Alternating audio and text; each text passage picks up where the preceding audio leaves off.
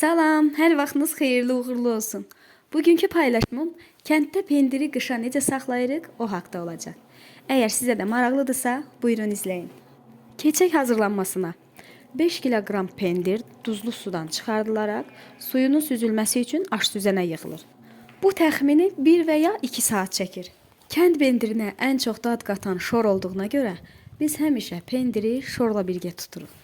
5 kiloqramlıq pendir tutmasına 2 kiloqram şor lazım olur.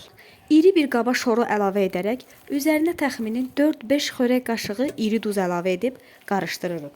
Kütlənin yaxşı alınması üçün şorun sulu olması lazımdır.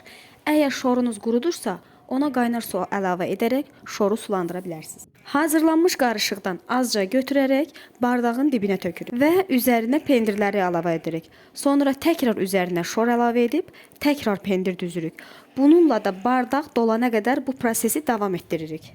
Bardaq dolduqdan sonra ağzını təmiz bir bez parçası ilə bağlar və bardağı başı aşağı qoyaraq içindəki artıq suların süzülməsi üçün şərait yaradırıq. Bu proses təxmini bir həftədən 10 günə qədər çəkə bilir.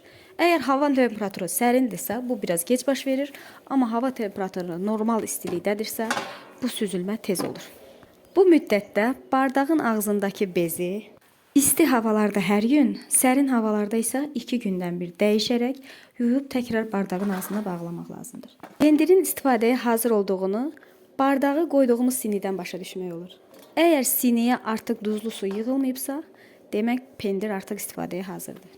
Bundan sonra bardağın ağzına təmiz bir bez parçası və üzərinə salafan paket bağlayaraq baş-aşağı formada sərin yerdə qışa qədər saxlamaq mümkündür. Ümid edirəm bugünkü paylaşımım da sizin üçün maraqlı və faydalı oldu. Növbəti paylaşımlarda görüşənədək.